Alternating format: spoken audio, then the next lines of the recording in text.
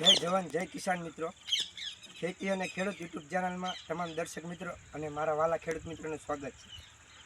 તો મિત્રો, આજે આપણે વિડીયોમાં વાત કરીશું કે જે આપણે જુવારનો પાક હોય, ખાસ કરીને અત્યારે ઉનાળુ પાક, જે ખેડૂત મિત્રોએ ઘઉંનો પાક હોય, ચણાનો પાક હોય કે જે શિયાળુ પાક હતો એનું હાર્વેસ્ટિંગ કરી અને જે જુવારનો પાક વાવ્યો હોય, આજે તેની વિશે વાત કરીશું. મિત્રો, આજે જુવારના પાકમાં છે એ અત્યારે ખાસ કરીને જે જુવાર ઉગતી આવતી હોય છે એમાં પણ ભળો છે, જે જુવાર પાળા ઢગ થાય છે એમાં પણ ભળો છે. અને આ તમે જુઓ કે આ જુવાર છે ઢીસણ હમાણી થાય છે, એટલે કે 1.5 ફૂટ આજુબાજુ થવા આવ્યું છે, એમાં પણ ભળો છે. ખેડૂત મિત્રએ બે વખત દવાનો છંટકાવ કરી નાખ્યો છે, છતાં પણ આ વખતે એટલો હેવી એટેક છે ભરડાનો કે ભરડો જવાનું નામ જ નથી લેતો.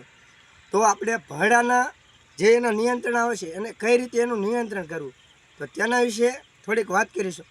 આમ તો મિત્રો 2-4 દિવસથી મારો અવાજ પણ બેસી ગયો છે, કારણ કે અવાજ સરખો નીકળતો નથી, અવાજ બેસી ગયો.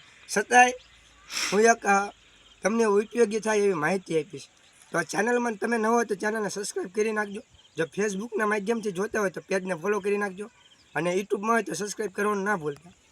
તો મિત્રો, આજે આપણે જ્યારે શિયાળુ વાવેતર કર્યું એ સમયે જે ખેડૂત મિત્રોએ ઝાડનું વાવેતર કર્યું હતું, બંધ કરી. તો મિત્રો, આ તમે જે જુવાર જોઈ શકો છો, એમાં જે આ કૂપળું આવે છે એમાં એક પ્રકારની ઈયળ આવતી હોય છે.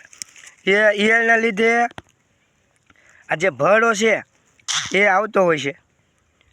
તો એના નિયંત્રણ માટે ખેડૂત મિત્રો અલગ અલગ દવા લાવતા હોય છે અને એનો છંટકાવ કરતા હોય છે. તો મિત્રો, જે આપણે સાયફર મેથિન 25% આવે છે ત્યાંના ભેગું આપણે પ્રોફેનોપોસ 40% આવે છે એ પણ નાખી શકાય. પછી ઇમામેક્ટિન 1.9 જે આવે છે એનો પણ છંટકાવ કરી શકાય. તો 1 થી 2 છંટકાવ કરવાથી આપણે ભરડો છે એમાં નિયંત્રણ કરી શકાય છે.